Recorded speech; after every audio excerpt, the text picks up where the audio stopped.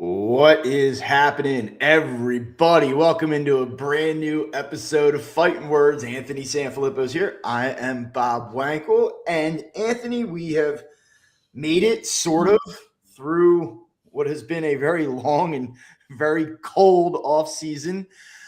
We are seeing the trucks arrive in Clearwater. We're about to get some of that footage of these guys taking ground balls and putting them in buckets. And a couple of weeks from now, we'll be playing games, and it's here.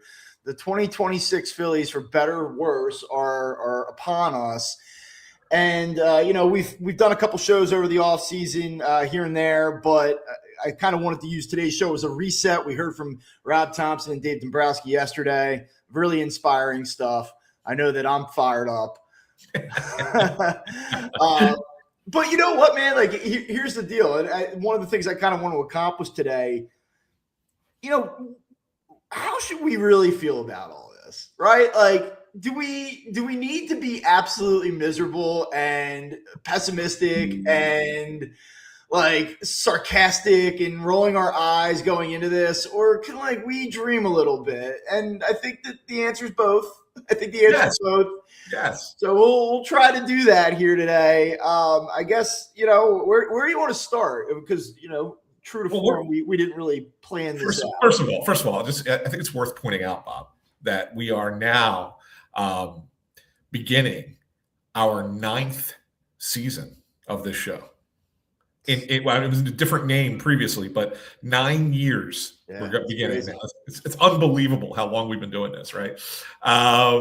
And I want to say that this is of the 9 years, this is the most uncertain I felt about how to feel about the team going into the year. Like I have felt pretty sure of what the team is going to be each of the previous 8 seasons.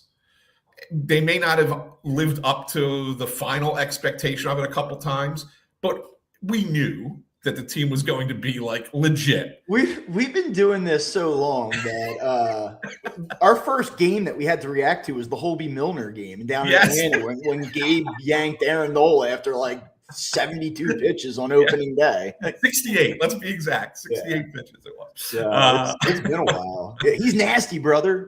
That's how long we've been doing this. Yes, exactly. But I really don't know. In my head, as I sit there and look at baseball and look at the teams and look at the competition, I do still believe this is the best team in the Eastern Division. I think it's a much tighter division. I think the Braves are going to be back. I think the Mets are improved. I still think the Phillies are the best team, but I could just as easily see them finishing 3rd in this division. So I don't know exactly where I'm at with this team yet. I'm going to need to see some spring training and see how things are going a little bit before I can really, lock that in. But to speak to that a little bit, if you just depending on where you look, the Phillies are favored in the East and at a couple sports books. They're actually, I think, as low as 3rd in FanDuel. They're all over the place. I think even odds makers are looking at this and going wow, these 3 teams are very even. And I think that you have to give Atlanta almost feels like an afterthought in all of this, but I think that you have to give the Braves a little bit of a benefit of the doubt just in terms of the pedigree and how good they've been in recent years. And so they're still very much a factor for me as well. I think that what's interesting is that you don't know what they're going to be this year, and you don't know how the chips are going to fall. But in addition to that, even if you're able to reconcile the fact that, hey, I think this team's pretty good. I think it's a 90 to 92 3-win team. It's that within that expectation, which is kind of an optimistic or positive outlook, you have to then sort through the makeup of the roster and how you feel about what is going to be this 90 to 93 win team. You can sit here and be I think they're going to win the East, which you would think would get you fired up about it. But I think a lot of people are well, I expect them to win the NL East, and I also expect them to go out with a whimper 10 days later. And that to me is the added wrinkle. We heard Rob Thomson yesterday. I know you wanted to get to this, say that he's more excited about the team this year than he was a year ago. And I have a hard time with that. How? And to me, it's like if you want to get like crazy and really like put the tinfoil hat on, I know it's going to be one of the topics today, but like the only way that I see that this Phillies team is better right now in their minds is addition through subtraction and getting rid of Nick Castellanos. Like that's really the only place that it's any different and potentially better. Yeah, I don't even know if it's even. I mean, look, it'll be better defensively. We know that. It'll be better defensively, and yes, like the back end of the bullpen should be markedly better, at least at the start of the season. Like what I'm saying, but Garcia, offensively, you don't know. Maybe the same player as Castellanos, right? The bullpen, the back end of the bullpen is the only place you look at it and go, okay, there's an improvement. Yeah. But everywhere else I look at it and it's either the same or it's a little bit less. I mean, I look at starting pitching, Bob, and, I know that they expect Wheeler to be back pretty soon into the season. So it's not like he's going to miss a lot of time, but we don't know what Zach Wheeler is going to look like. Like we just don't, right? Yeah. We don't know what Andrew Painter is going to be. We're pretty confident we know what Sanchez and Luzardo are, but is Aaron Nola, is it a bounce back year or is he cooked, right? Like, I mean, there's an unknown there. There's an unknown at the 4 spot. Like really, I mean, what's amazing to me, and I'm an idiot because it just never in a million years did I think we were going to get to year 4 of the Taijuan Walker contract where he's probably in the rotation. Now, look, It's February 10th. Listen to the GM yesterday. He's talking about how this is kind of a late developing market. He thinks that this is, or so he thinks, or so he says. It could be a spring training where there's deals made, whether it be trades or late ads. Maybe they bolster the rotation, add some depth. Like to me, it's insane on February 10th. I know it's not a finished product, but you cannot go into the season with this being your full complement of options in your starting rotation. Like there has to be at least a depth piece that comes into the mix here. So, I mean, yeah, you said it. Like, I don't know about Aaron Nola. I don't know about Andrew Painter. I don't know what Zach Wheeler is going to look like. And hey, Jesus Luzardo not playing in the World Baseball Classic. He did an interview about 2 weeks ago. I believe it was on MLB Network. He's like, look, I'm going into a free agency year. It was a hard decision not to participate, but like I'm all in. I think he's going to have a massive year. I hope he does. Right. But we also watched that guy for 2 months last year, and we're like, what the hell are we watching here? Like, this guy went from being the All-Star game starter to, like, unusable. And so I love the guy. He showed a massive set of stones in the playoffs, and I expect big things, but I don't know that there's going to be big things. So it is question marks across the board here. Yeah, and that to me is where my biggest concern is, because yes, they might add somebody, but like really, what are you adding at this point? Like the name that's been out there, and it's funny because I think Tim Kelly was the first one to actually suggest it, and it was not without any like sourced information, but it's kind of gotten out there now as a real possibility. Is Walker Buehler? Like, does that excite anybody that he's the depth guy? Because if you bring him back, there is no one, like there's no one in the organization, like who. If somebody gets hurt, if Taijuan Walker is completely unusable, like who comes in? Right now, it's like Alan Ronhell is really the next guy. Like who's coming? Like you don't have that. You're not talking about a division where you have a ton of room for like a month of just horrible starts with no solution. Like this is going to be an ultra competitive division. So it's not the Phillies and everybody else slotting in at 80 to 68 wins. Like you better protect yourself. And so these are real concerns. Now, there's obviously upside there. There's a world where you get a year removed or 2 years removed from Tommy John and Andrew Painter, and he is the guy that you expected that he'd be by 2026, and he pitches like a number 2 or even a number 3 starter. Nola does bounce back. Wheeler comes back and looks like Zach Wheeler, and then certainly Luzardo pitches in like that contract year to the way that gets him paid. I mean, it can all line up where they have a top 4 or 5 rotation by the end of the season, but there's a lot of room for variance here. And with a lineup that is aging and has holes and has concerns, if that variance slides too far the other way, like they are going to be in trouble where all of a sudden, like I've been saying on the all offseason, it's still probably a 92-win team. I know it's hard to get excited about, but like there's a world where it's like an 84-win team, and they're very disappointing. Yeah, no, you're 100% right, and it could well go that way. Like I still, right now, gun to my head, they're a 93 win team in my mind. But it could easily be 84, 85. Easily. Like there's enough here that can be not good, and it slides backwards. Like it could easily happen. Well, let's start big picture here, and I will ask you to assign a grade to the Phillies offseason. And Yes. before you do that, I do kind of want to set the stage a little bit here. Am I disappointed? Like if you showed me 20 minutes after Ryan Kerkering throws the ball into San Diego, like just no shot. And 20 minutes later, you showed me like this is the Phillies roster on February 10th, 2026. I would look at this roster and go, like, you've got to be kidding me. Like, they seriously didn't change anything in the infield. This is what they're going into the season with in terms of their outfield mix, which I want to talk about a little bit. There is some upside in this outfield, but it's still not good.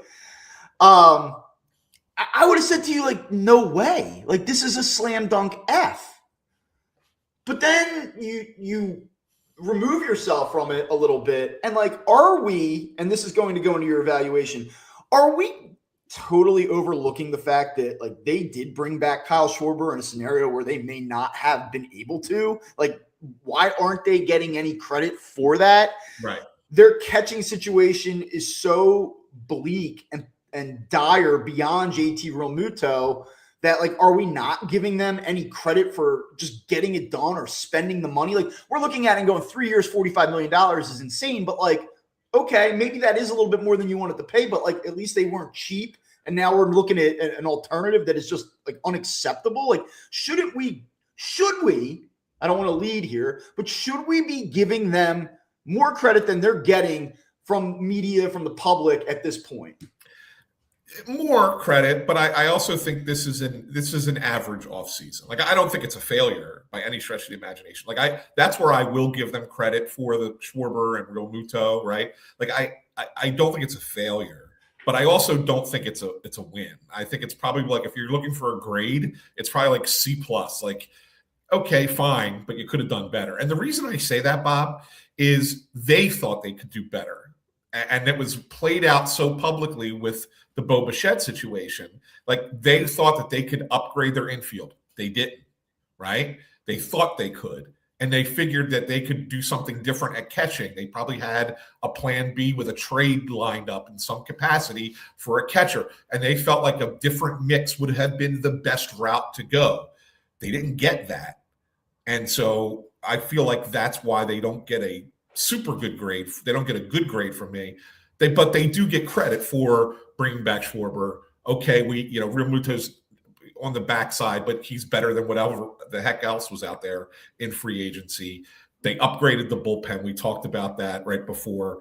So I think that when you look at it from that perspective, I think, okay, there was some good stuff done. They're taking a flyer on Garcia. He could be a boomer bust, right? But if he's on the positive side, that's a good thing, right? So like it ends up being a solid offseason. But right now, I think it's smack dab in the middle, like just average. Yeah, I mean, if I had to actually grade it, I'd probably say C minus. I want to ask you this. I will just represent, I think, the majority of fans who look at this team and they say it's the same thing. And I know that Rob Thomson has pushed back on that now numerous times. I think he cited that 23% of the roster is different. Like, let's be real. Like the core guys here, the everyday guys, and Crawford, I know, is now in the mix. And you're talking about, Otto Kemp maybe with Brandon Martin. Okay, like I understand there are some differences. Numerically, it's not the same roster. Fine, it's the same roster. It's the same team. Yeah. We know this. Are we? Like everyone seems to be pretty upset about that. And it's like this foregone conclusion that because they failed in 22 and 23 and 24 and 25, that it's impossible for this team to break through now. Like if you weren't going to crack the code in the first 4 shots at it, that there's no way now that you can do it in the fifth shot. And I know that the Dodgers building this super team is a big part of the equation, right? Like, they were the better team last year.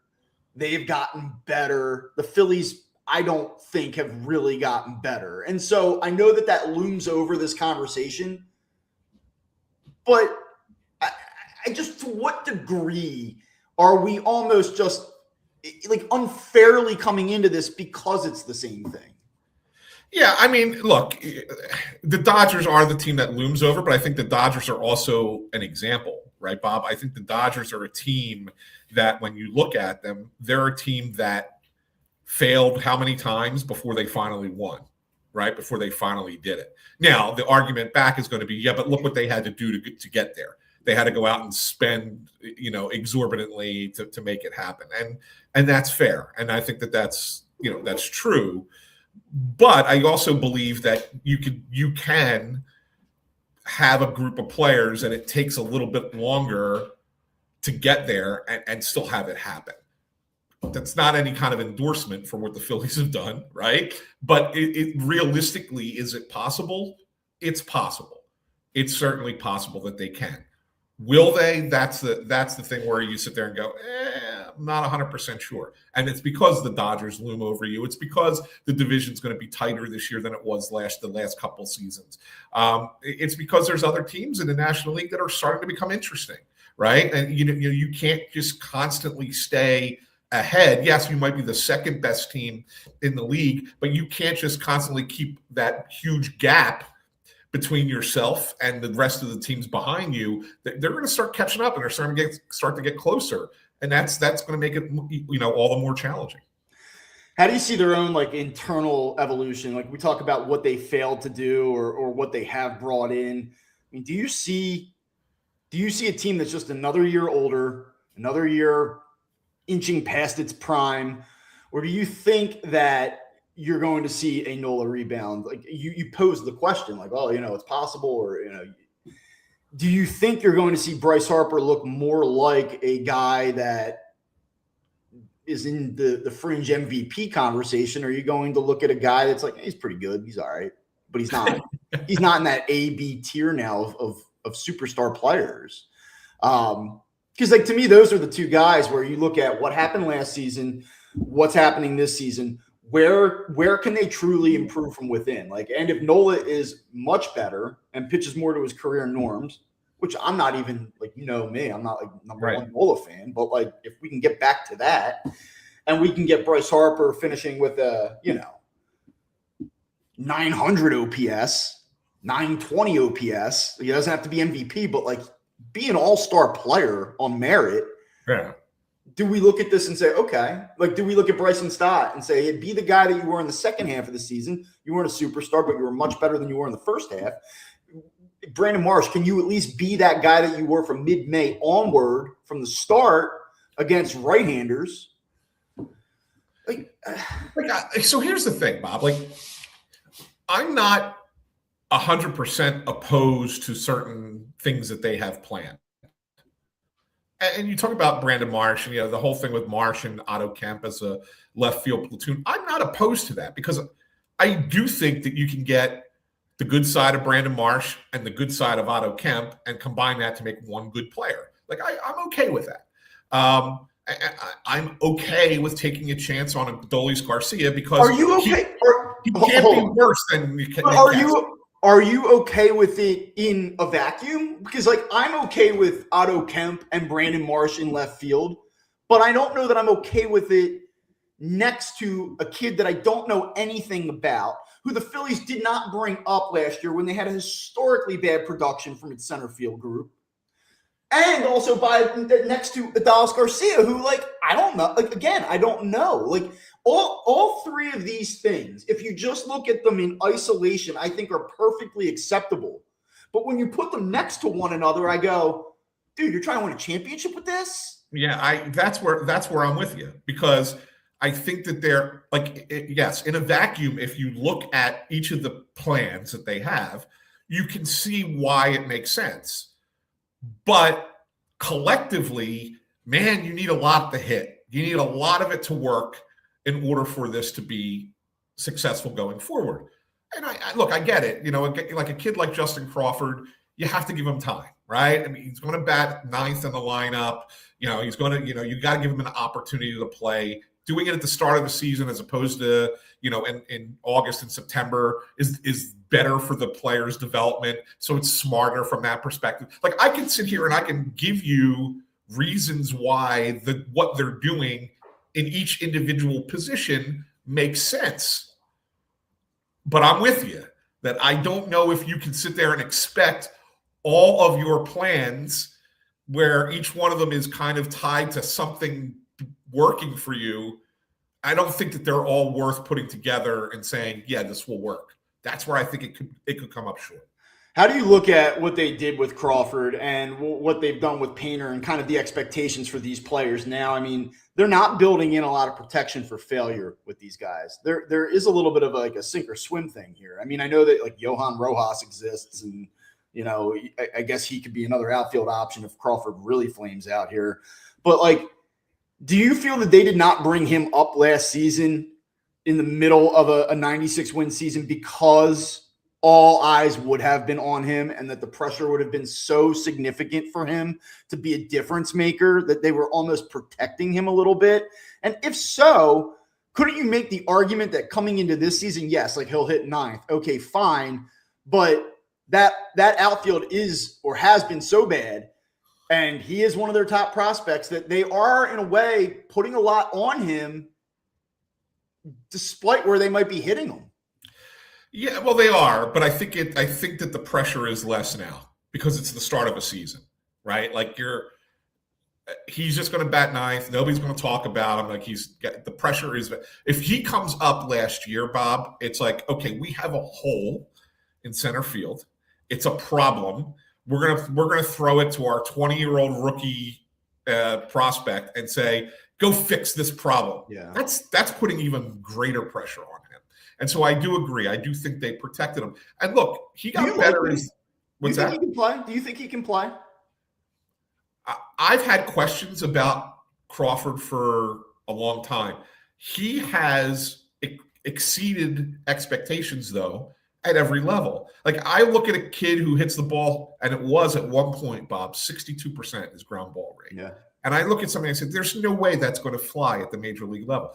But I also didn't think it was going to fly at the AAA level, and it did. Now, he improved it. It was like he got it down to like 51% or whatever it was at the end of the year last year. So he is driving the ball a little bit more. But I got to wonder, like, look, if it works at AAA, can it work even to a portion of that at the major league level? Maybe. But I also question him as a center fielder. Yeah, I think ultimately he's better for the corner. So we'll see there as well. And here's the last part about it. Yesterday, the Dave Dombrowski he's like, well, we expect that he is going to be our center fielder. Like, it wasn't like a guarantee either. So that's the thing that's really kind of interesting to me. Okay. I think I can put all of this aside. And this is where my pessimism, I think, kind of leaks in a little bit. And I just have a hard time getting over this. I think I can actually go for a good team with a very good starting rotation and some veteran players knocking on the door, falling short, and breaking it down. Like, if I just look at that storyline, I believe that that's possible. And I don't think that you have to just make change for the sake of change. But the one thing I can't get over, and we just went through the outfield, and I'm not in love with that alignment and the way that they're banking on so many ifs. But on top of that, the idea that Alec Boehm is coming back and going to hit in a prominent spot in this order as a primary right-handed bat to protect Kyle Schwarber or Bryce Harper, I struggle with that. Yeah. I struggle with that. And there is part of me that is like, there is a pedigree there. He's a top 3 pick. He's got the body type. We've seen spurts where he's lived in the gaps. He's been a doubles machine. Maybe we get the best of Alec Bohm this season. And if we do, is that suitable? Yeah, like first half of 2024, Alec Bohm played out over 162. That would work. I just don't expect it. And to kind of piggyback off of something you said earlier in the show, I don't think they expect it, because I think that each of the last two off seasons, they have looked very hard at moving on from him and trying to find a different solution at third base. Again, the Bichette thing, like if they were happy with what they had in him and they were confident in what they had with him, they wouldn't have explored those other avenues. So I just can't get into I know that February 10th isn't October 3rd, but if I got to have more than that. You have to give me more than that. And I don't think it's Garcia either. No, I'm in agreement with you. Before I respond to you, I just want to apologize to the listeners to this point. I accidentally had the wrong microphone selected. So now I'm actually speaking into the right mic. I've had it in front of my face, but it was just for picture purposes only. Oh, you look good. I selected the right microphone. Thanks to our good friend Russ Joy for pointing that out. But anyway, no. So yeah, you're right. Alec Bohm is not the cleanup hitter option. Just isn't. And I know the cleanup hitter is devalued since we've had a permanent DH, right? Like that changes the dynamic. That's why most teams bat their best players first and second or whatever. Like you're batting at the top of the lineup as opposed to 3-4. You're batting 1-2 usually, or 2-3. It just kind of changes it. But that doesn't mean that it's an unimportant spot in the lineup. It should still be your fourth best hitter, in your lineup is hitting cleanup. And usually a guy with a little bit of pop. And Alec Bohm certainly does not fit that mold. And it begs the question, like, what do you do with the lineup? Like, do you take Schwarber out of potentially batting every first inning just to bat him cleanup so that you have a more extended lineup? I don't think that's the right thing to do, but they might be forced to do that. I expect them to start the season with Kyle Schwarber out of the leadoff spot. Do I think he finds his way back into it at some point? Probably. But they've tried. I feel like that their inclination, like they've wanted to get him out of the leadoff spot the last couple of years, and then they're forced to go back to it. And maybe. I mean, Turner hit really well out of the leadoff spot last year. So I think that Turner's probably going to stay there. Yeah. I don't know if Schwarber stays at 2, where he had his, MVP runner-up season last year. Like, I don't think he stays there. I think Harper goes to 2. But then you got Schwarber. It's either. You think they're going to hit Harper too? I think so. Okay. I think they're going to flip Harper and Schwarber. And I mean, technically, you could slide Schwarber to 4 and slot somebody else in at 3. But then are you really protecting Harper? Or maybe you slide somebody else in at 2. But then you're going righty, lefty. You're really giving bullpen matchups to the opposing team. Like, I don't see it. And that was kind of the question that Mr. Spooky Man's asking. He said, could batting Bohm second help balance the lineup? Or should they bat Harper 1 and Schwarber 2 like the Dodgers do with Ohtani and Betts? Yeah, but Harper won't lead off, so that's part of the problem. Right. You could technically put Bohm 2, but not behind Turner. Because then what are you doing? You got 2 guys who are not high on base guys batting first and second in your lineup. You just can't do that. So the problem is you have a cleanup hitter type on your team. You just don't have somebody to bat in the top 3 to move him down. Right. And that's the problem. Yeah. So, but yeah, Bohm is still a problem. I mean, it's an issue. 2 years they've tried to move on from him, Bob. And I get that people look at him and they're like, well, it's gotten better defensively. He's not, a disaster at third base. The contact profile, you look at some of the years where, he's hit into the gaps and like, it's not that he's a bad player. It's this, that what they need isn't what he brings. Right. And I think he'd be much better suited somewhere else. So the one thing that we haven't even brought up yet and I think is looming. And I noticed it yesterday. It was the first time that either of them talked about it in this vein. But you heard Rob Thomson, when he was talking about his excitement, mention Aiden Miller. And a lot of the prospect rankings have come out by now for round baseball. And the one thing that I've noticed, they're all different. Everybody's different. But of the 4 big ones that get put out there, they're all kind of in agreement that Aiden Miller is now one of the top prospects in baseball. He was as high as number 6 in Keith Law's rankings for The Athletic. Most places had him around between 10 and 15 kind of range, right? Everyone thinks he's coming this year in some capacity. Who was it that predicted him to be Rookie of the Year? Was it Eric Karabell? Yeah. So then Rob mentions him yesterday. It was the first time that anybody mentioned him as from the organization as a potential part of this coming season. Again, it's a lot to put on a young player. Where does he slot, though? How does that work? Who does he replace if he comes in? Let's say everybody keeps saying July, but let's say it's sooner than that. Let's say he gets off to a great start at Lehigh Valley and he's pushing and shows that he belongs. How do you rejigger that infield? What does it look like? I think it could be not to say that, and I don't know where he fits into a lineup either. So right? That's the thing. Like you talk about expectations and putting a lot on a kid. Like, okay, let's just say he's the 6th best prospect in baseball. He comes up and, hey, you're going to be the everyday third baseman now. Also, we need you hitting the top half of the lineup because what we have isn't panning out. Like, talk about putting pressure on a kid. Yeah, no, I agree. That's a big ask. Yeah. So I'm all in on Aiden Miller. Like, I think like everyone else, like I love Aiden Miller, and I expect him to come up and be a really good – he might be the best position prospect to come through this organization in the last 30 years. Like, I think that's on the table for him. Yeah. But in this season, with these expectations and these possible deficiencies and what he's going to be asked to rectify, whew. And I know. It's a lot. It's a lot to ask. Where do you think? I mean, so the 2 obvious solutions here is that he comes and plays second base, or he comes and plays third base. I think third base is the more likely of the 2. Would you agree with that?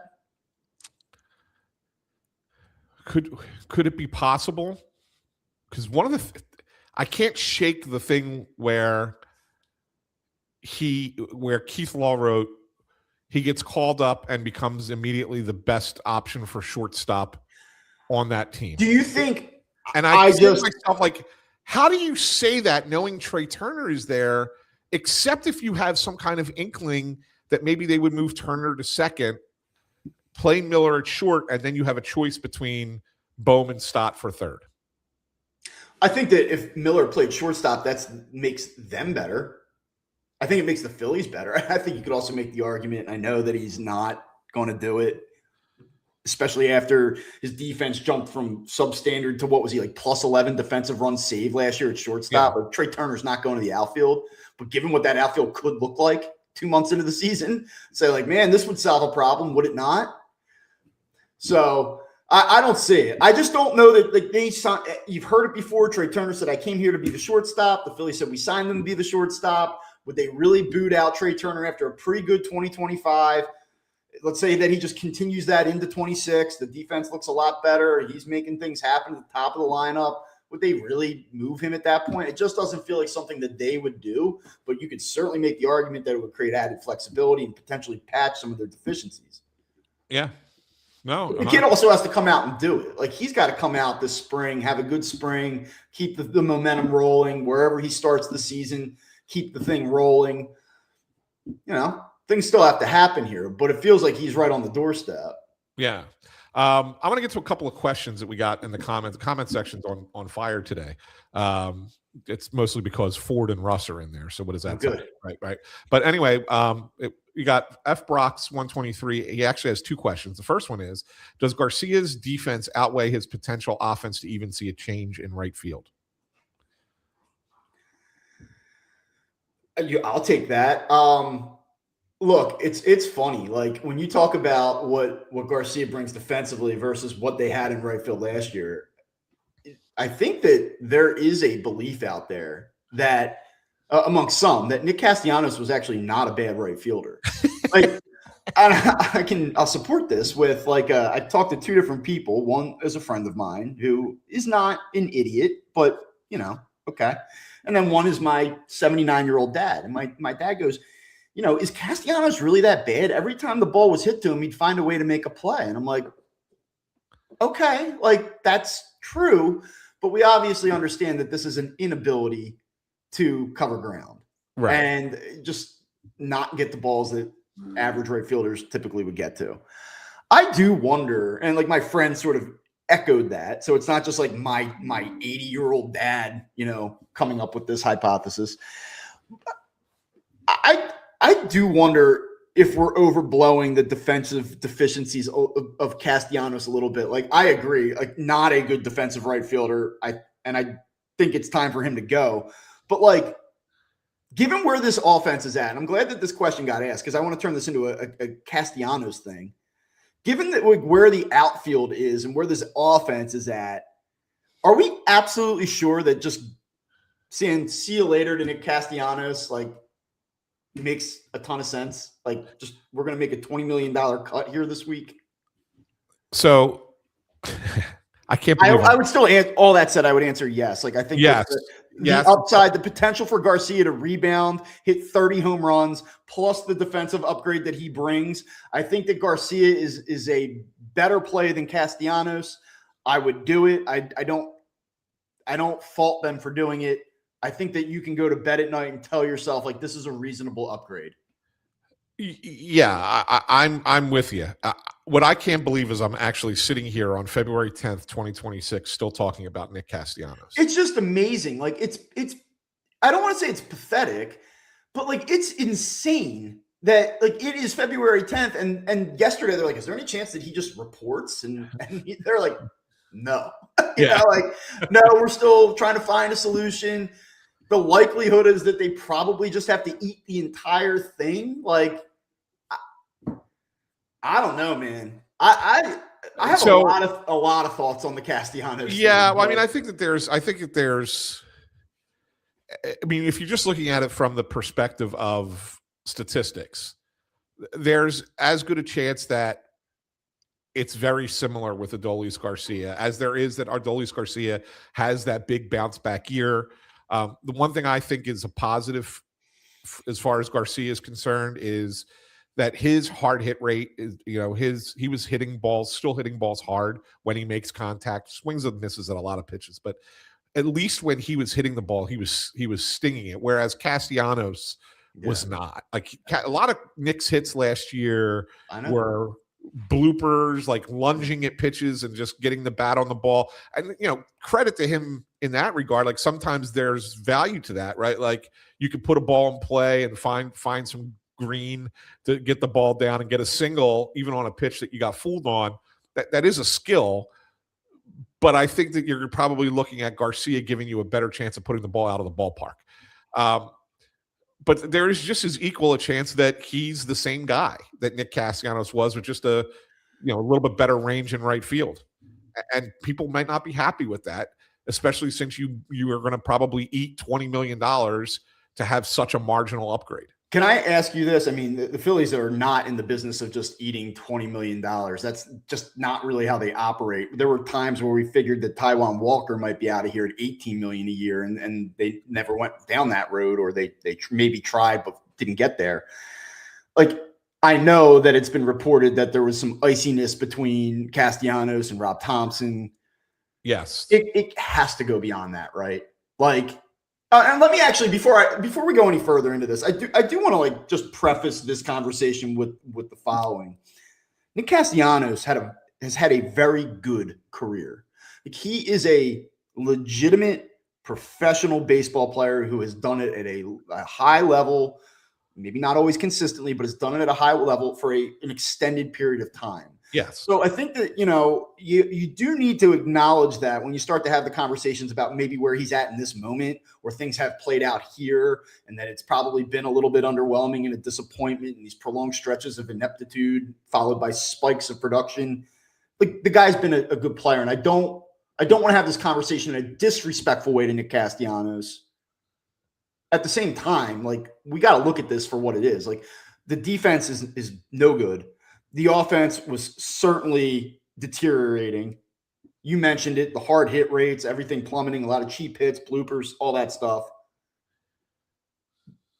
But, like, even all that said, the fact that they're about to just make a $20 million see you later move, there's got to be more play than just like Rob and him didn't get along. Yeah, well, I think that the clubhouse was probably not fond of how that played out.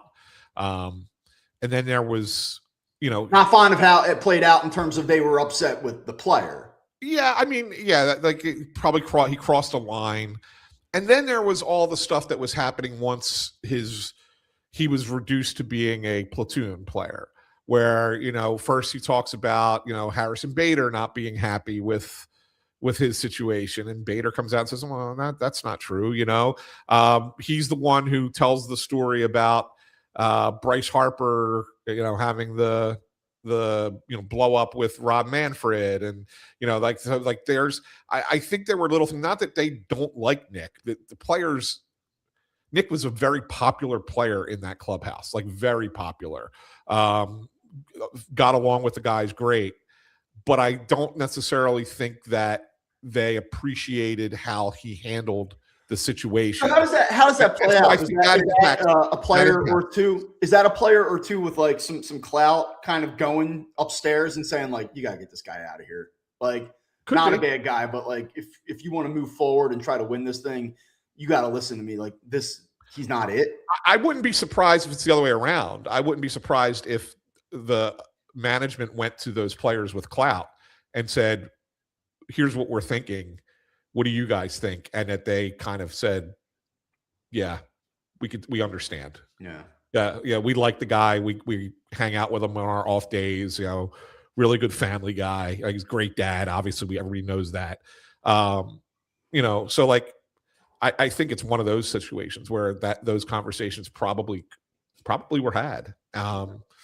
And that's why, and I think that, so I think it's more, like I was saying, it's more than the statistical elements here. I think that there's some off-field kind of, we need to kind of get the clubhouse back to where it was. And that was causing a little bit of a rift in the clubhouse vibe, for lack of a better term.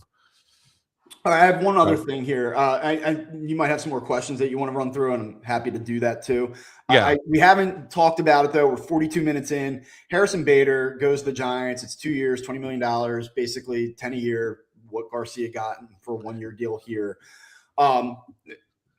Two things, like, to start the conversation. The first thing, did the Phillies miscalculate? Did Harrison Bader and the Phillies both miscalculate what his value was going to be on the open market? And, if the Phillies could have a redo, would they have done Bader at 2 years, $20 million prior to doing the Garcia deal? Can you just maybe give your thoughts on that? Yeah. Hey, by the way, here you go. Gig 5087, basically asking your question for you. He says, you guys would know more than I would, but all of my friends and I wanted Bader back. Tough to see him go. I think he certainly misread the market, because I think he thought he was going to get something like 345. Like, I think that's what coming off the season that he had, I think that's what he thought he was going to get, or at the very least, 230 and then an option. Actually, on that third not year. that I'm a really dialed into the economics of Harrison Bader standing within baseball, but that would not have surprised me. Right. I think that's what he kind of thought he was going to end up with. And he didn't. He got less. I would bet you that the deal is that the Phillies, when they contacted him earlier in the offseason, that they made an offer similar to what he ended up getting with the Giants. And it probably at that time was not good enough for Bader, because he still felt like he could get more. And so the Phillies went in a different direction. Rather than wait, rather than say, this market will come back to us, they didn't want to take the risk, and they moved in another direction. They signed Adolis Garcia, right, for right field.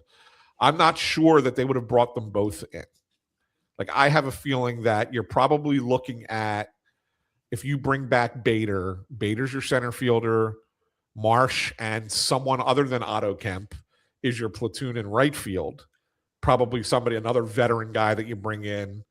The Phillies' names they were attached to Randall Grichuk earlier in the offseason. Okay, but so then let's go here. So then the market isn't what the Phillies maybe thought, or that Bader thought it would be for his services, and then it comes down to, okay, 2 years, $20 million.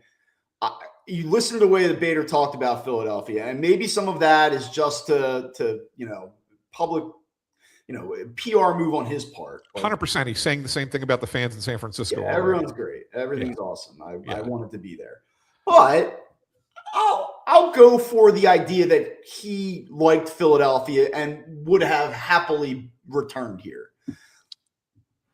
Do you fault the Phillies for not signing him to a 2-year, $20 million contract, given what they have in the outfield now? And let me just, again, here's the roadmap to this. Now I'm not putting all of my chips in the Crawford basket in center field. Maybe I can get Bader 2 starts a week out in center. I can platoon him with Marsh in left. And oh, by the way, I don't know what the hell's going on in right field. We just talked about it. It could be boom or bust. So I can't find a way to pay, have Harrison Bader play 5 times a week. I probably could. Well, so here's the question for you, Bob, and I'll lay it out in this way, because the Phillies couldn't risk waiting as long as it took for Bader to sign to fix their outfield. They just couldn't. You would have been in a situation where if you didn't get him, then you had nobody in the outfield, right? So they had to make a call on outfield sooner, which was in December. All right. If let's say you probably offer a little bit more, you probably would have had to offer more than what Bader eventually signed for to get him to sign a month earlier. If you do and you don't have Adolis Garcia, would you rather your outfield be Crawford in left, Bader in center, Marsh and some other veteran guy platooning in right, or what you have now? What's the better option? I would take the first option. Would you? Yeah. Yeah. Really? Yeah. So here's the thing with Bader. I also don't think that the Bader that you saw the last 2 months in Philly is what you're necessarily going to get moving forward. Correct. I just don't. He's going to regress. I think the issue that I have in all of this is that you're talking about an incremental difference between A and B. And I think this outfield sucks. I do. And I'm going to be pretty miserable, I'm pretty sure, in April when we watch this thing play out. Because at the heart of this, if you want to get takey, I think that Garcia will be exactly what we think he's going to be. He'll play decent defense. He's probably going to hit 230. He's going to have some absolutely atrocious at-bats, critical at-bats late in games where you're like, holy shit, what was that? I still think he might find his way to 27, 28 home runs, so it'll look all right in the end. But I don't think we're all going to go, oh, my God, this was awesome. I think that Brandon Marsh and Kemp might be fine in left field. I'm okay with that, I guess, but I'm not okay with it in conjunction with what you have in center field, because I asked you earlier, what do you think? And I got to tell you, I'm not super bullish. I hope he's better than what I think he is. But I just don't. I don't think he's a center fielder. That's in all of this. That's my biggest problem. Maybe he hits 280 and uses his speed and does grow a little bit and hit the ball on the line a little bit more. And he's not going to hit 25 home runs. That's okay. But can we implement some more line drive production into his bats on a consistent basis? Maybe, but he's not a center fielder. So in essence, okay. So in other words, you would be, and this is, tell me if I'm wrong, correct me if I'm wrong. You would rather have an outfield where you have better defense in center field, okay, but your productivity, your OPS is less across the board in the outfield than what they're probably going to get this year. Because it's not a great offensive outfield. If you were saying your OPS across the outfield is going to be 840 and you're taking it down to 720, of course I wouldn't do that. But right. You think that you have a very good offense to begin with, so I'd rather just be solid across the board and feel like, hey, guys out there can go get it. Now, one thing I'll say about Crawford is that I don't believe that their projection initially was center field. Like, I think that they felt like he'd be better suited for the corners.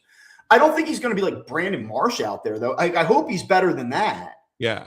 Where well, like, I mean, so there's been some internal debate. Like there was some conversation within the Phillies that they're where he's better suited. I think the way it was explained to me back in December down in Florida at the winter meetings was he could play left field in the major leagues right now.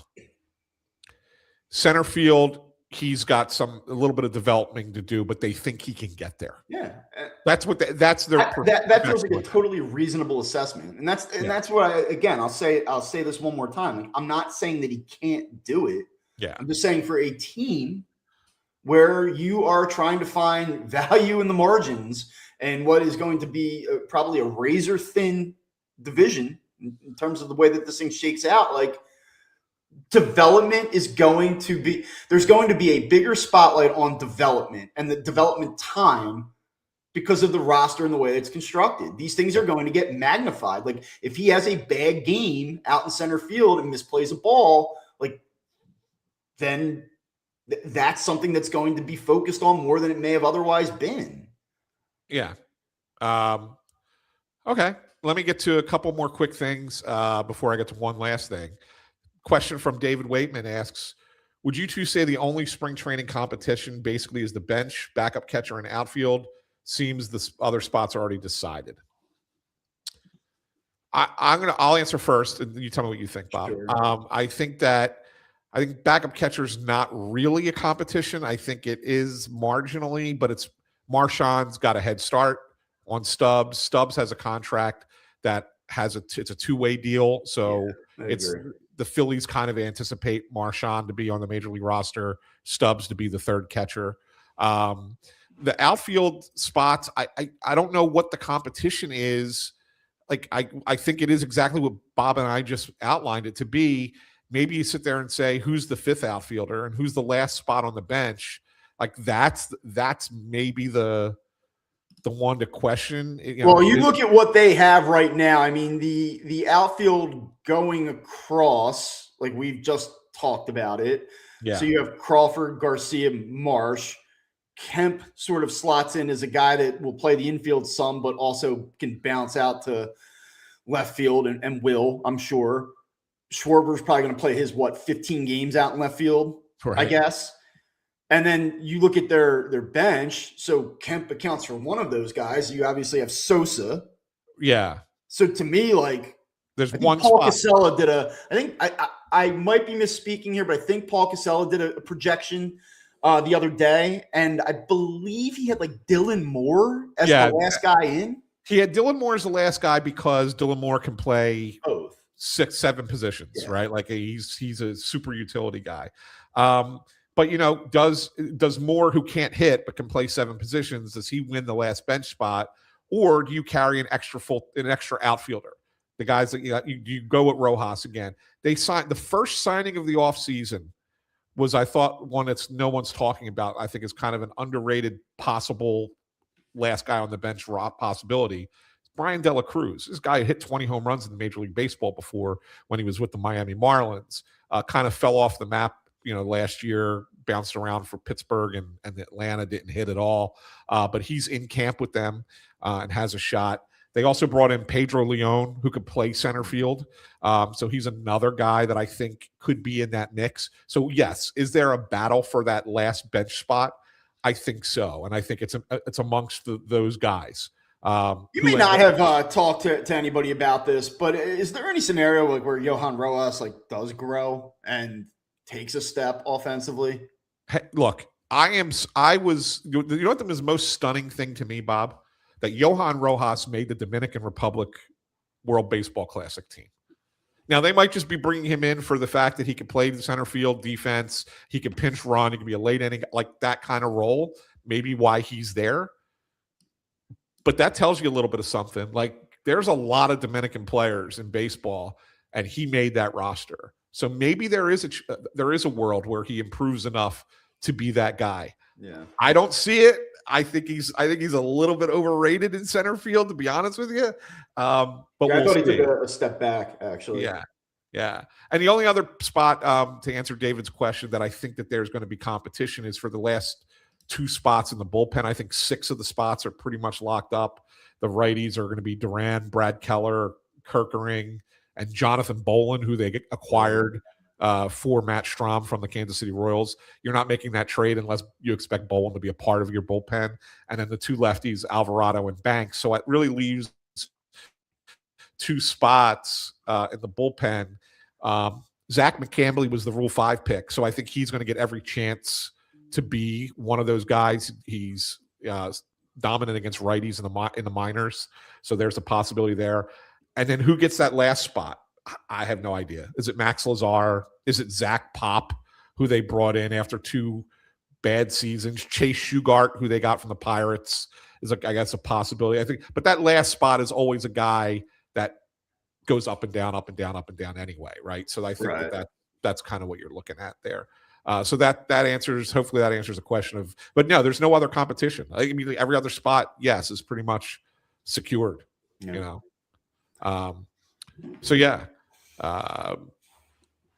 You have anything else? Because I have one last thing, and there's a question that kind of ties into No, let's hit it. Let's go. So Pretzel Job says, any concerns with the amount of players, mainly pitchers, playing in the WBC? The Phillies have, if you include minor leaguers, 16 players playing in the World Baseball Classic. 12 guys on the 40-man roster and then 4 additional players. They're going to be pulling people out of that tiki bar to pitch the 7th inning of these spring training games. That's going to be unbelievable. 16 guys playing in the World Baseball Classic. That's unbelievable amount. I want to take you back, Bob. I just wrote a story about this morning. I want to take you back to 2023. Like, do you remember, was there anything good that came out of the Phillies players playing in the World Baseball Classic back in 2023? Oh, I just remember how excited everybody was for Trey Turner. He was like Captain America. Like, that was the whole thing. But no, nothing good came out of it. Nothing, because every player that participated in the World Baseball Classic back in 23 kind of got off to a slow start. I think except Real Muto might have been the only one who did not. If I don't remember specifically with him. But Turner got off to a slow start that year. Ranger Suarez got hurt pitching for Venezuela. Didn't come up until, I guess it was mid-May, and then I think that was his worst regular season of his Phillies tenure. Taijuan Walker, that was when he had a little bit of a thing with Mexico there. Didn't go great.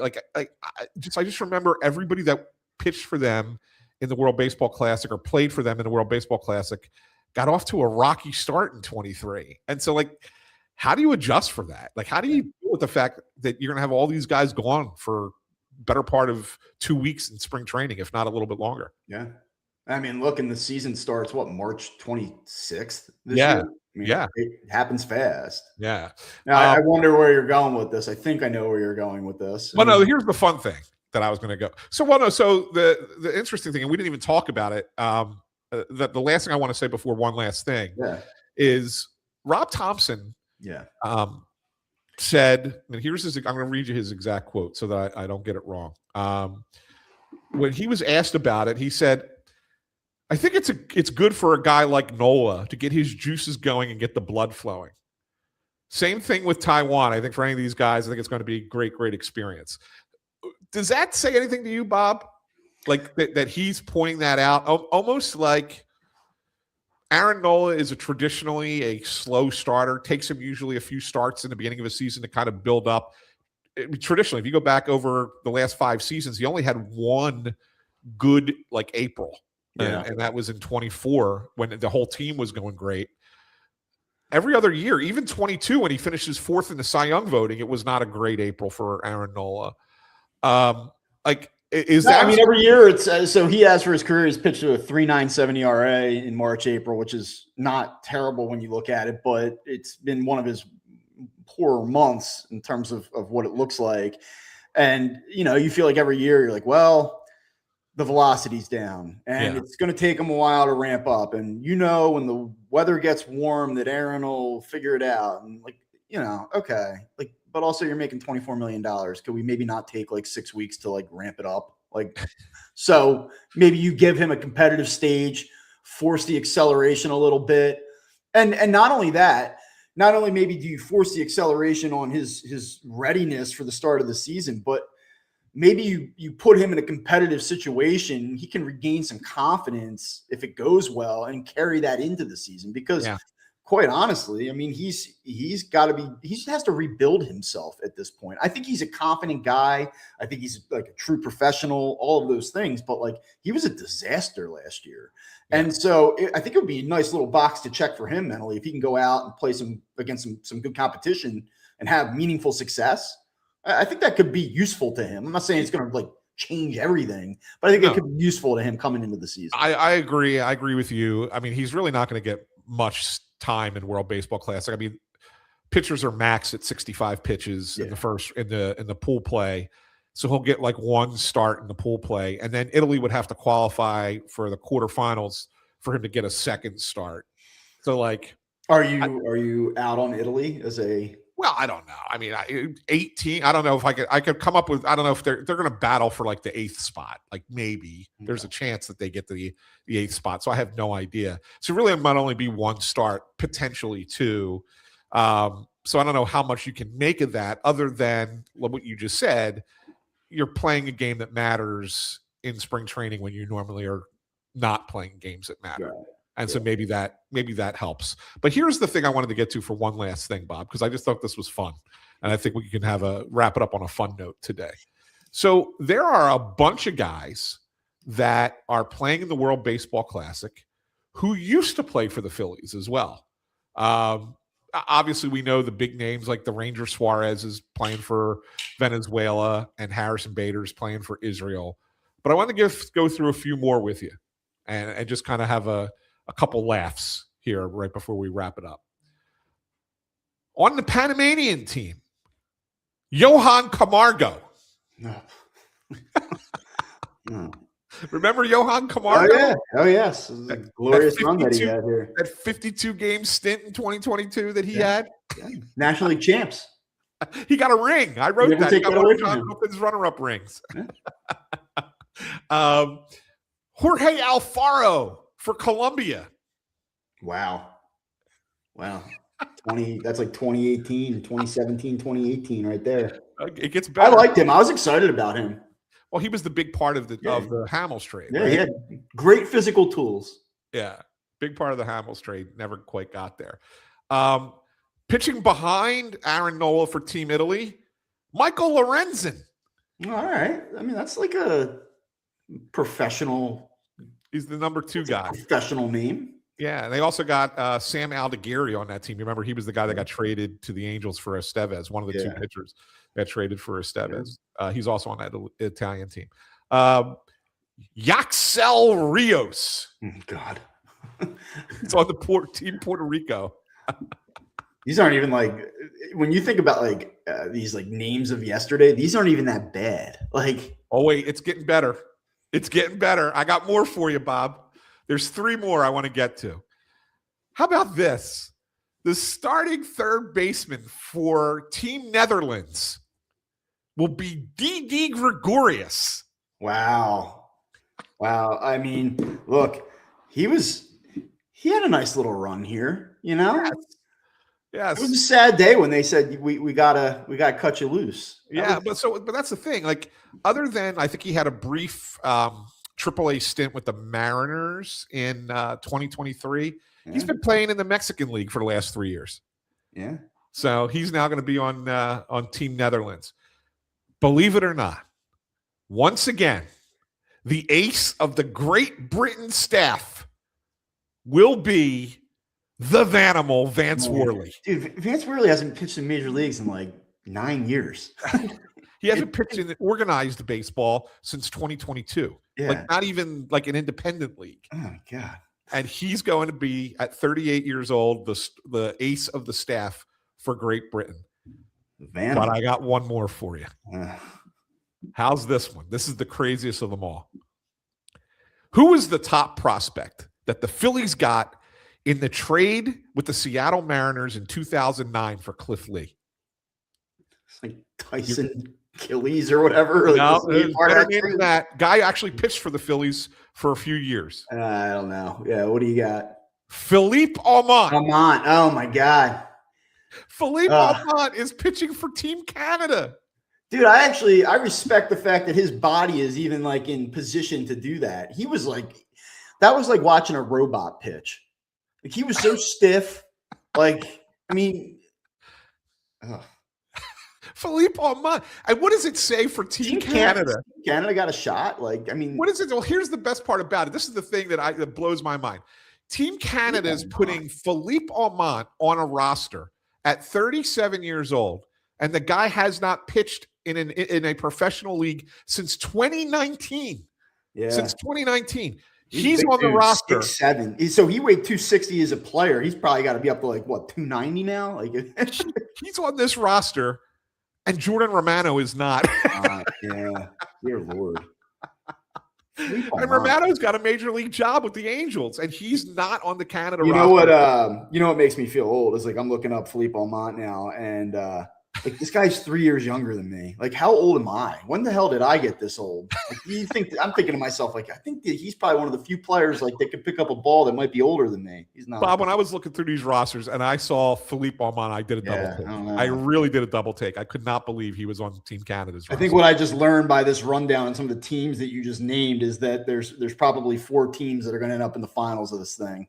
Yeah. I mean, it's going to be. There might be some afterthoughts here. I mean, the 3 best teams are USA, Japan, and Dominican Republic. The 4th team is the one where you get, will it be Venezuela? Will it be Puerto Rico? Right? Like, I mean, there's a few teams that could potentially be. Does this do anything for you? You a World Baseball Classic guy? I'm not, because I just don't think the pitching is good enough in March. It just isn't. I mean, I know there's some big names going to be pitching in it. I mean, Skeens and Skubal are both going to be pitching for Team USA. Like, that changes, things, but. It doesn't. They're just not there yet. I wish this was a tournament that you can have in the middle of the season, but you can't. You can't stop the season for this, right? So, anyway, last comment I want to pop up because I think this is a fun one from Sickle Moon Blues. Every other podcast is too busy glad handing this team. The fair analysis and much deserved criticism has been a breath of fresh air, gentlemen. I've heard a lot of positive reviews from some podcasts about this Phillies team. And I'm not going to do it. I mean, I'm there. I understand why you look at this team and say it's still a really good team. Yeah, I think. Yeah, I agree. That was a great comment. I actually agree because I think that we've been very fair. Like, I don't think it's like you can sit here and just piss all over the Phillies. I just think that some issues here. Right, we can talk about them. Just didn't get quite to where they needed to go. That's all. Yeah. That's all. That's fair. And I think it's deserved criticism at this point. And by the way, I get this, of course, Ant saves the positivity for the Flyers, who are much worse. But that's all right. Thanks, Gig. Appreciate you, bud, as always. Well, that'll do it for us. And we're going to be back doing Ford wants to know, is your last name German? It is. There you go, Ford. In Germany, it would be Wankel, actually. So there you go. Yeah. There you go. But anyway, we're going to be back doing this a couple times a week now, right? Back to our usual schedule. Yep.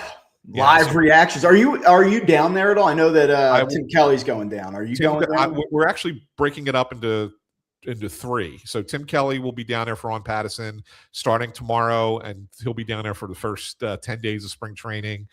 Grace Del Pizzo is going to go the first week of March, and then I will be down there from the 11th through the 18th of March. So towards the end of spring training, when they're finalizing those camp battles, I'll be the one writing about those jobs that are up for grabs at that point. So I'll have all that on Pattison, but you can listen to Phightin Words. Thanks for tuning in. As always, you know where to find us on wherever you get your podcasts, whether it's Apple Podcasts, Spotify, Amazon Music, Pandora. But the best way to do it is subscribe to Phightin Words right here on YouTube. Click that thumbs up, ring the bell. You'll get an alert whenever Bob and I go live. Usually going to be beginning of a week and the end of the week after a series or leading into a series. So usually tends to be Monday, Friday. Sometimes it's Tuesday, sometimes it's Thursday, but it's usually Monday, Friday. Never miss a show if you hit that thumbs up and subscribe. And if you're listening in the podcast feed, you can find us on youtube.com/@Phightin Words. For Bob Wankel, I'm Anthony Sanfilippo saying thanks for tuning in. We're looking forward to yet another great Philly season ahead for you guys here on Phightin Words. Have a